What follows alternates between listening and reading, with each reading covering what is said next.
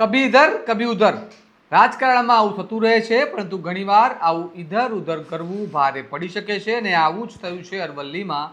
કારણ કે ચૂંટણી જીત્યા બાદ પક્ષ પલટો કરીને સત્તા મેળવવાના આરોપો વચ્ચે હવે મેઘરજ તાલુકા પંચાયતનું રાજકારણ ગરમાઈ ગયું છે.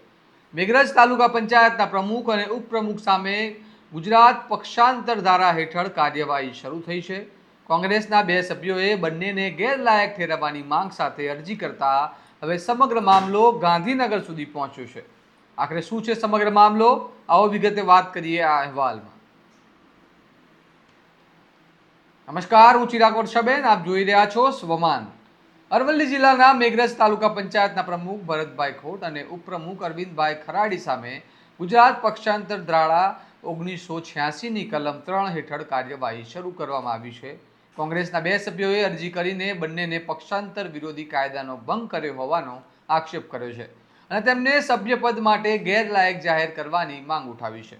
આ અરજીને આધારે નામોદિષ્ટ અધિકારી બંનેને સત્તાવાર નોટિસ પાઠવી છે, જેમાં આગામી 22 જુલાઈએ ગાંધીનગર ડોક્ટર જીવરાજ મહેતા ભવન ખાતે સાંજે વ્યક્તિગત રીતે હાજર રહીને પોતાનો પક્ષ રજૂ કરવા સૂચન આપવામાં આવ્યું છે. નોટિસમાં સ્પષ્ટ ચેતવણી આપવામાં આવી છે કે જો તેઓ સુનાવણીમાં હાજર નહીં રહે અથવા પોતાનો જવાબ રજૂ નહીં કરે તો ઉપલબ્ધ પુરાવાના આધારે એકતરફી નિર્ણય લેવામાં આવી શકે છે. આ કાર્યવાહી બાદ મેઘરજ સહિત સમગ્ર અરવલ્લી જિલ્લાના રાજકારણમાં ફરી પક્ષ પલટાનો મુદ્દો ચર્ચાના કેન્દ્રમાં આવ્યો છે.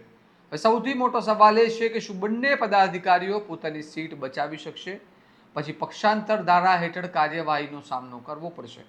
હવે સમગ્ર અરવલ્લીની નજર 22 જુલાઈની સુનાવણી પર છે, કારણ કે આ નિર્ણય માત્ર 2 હોદ્દેદારોના રાજકીય ભવિષ્યનો નહીં, પરંતુ જિલ્લા પંચાયત અને તાલુકા પંચાયતના રાજકીય સમીકરણો પર મોટી અસર પાડી શકે છે.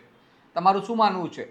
પક્ષ પલટા કરનારા ચૂંટાયેલા પ્રતિનિધિઓ સામે વધુ કડક કાર્યવાહી થવી જોઈએ? અમને કમેન્ટમાં જરૂર જણાવો અને આવા જ વિશ્લેષણાત્મક અહેવાલ માટે તમારા સ્વમાનને લાઇક, શેર અને સબસ્ક્રાઇબ કરવાનું ભૂલતા નહીં. નમસ્કાર.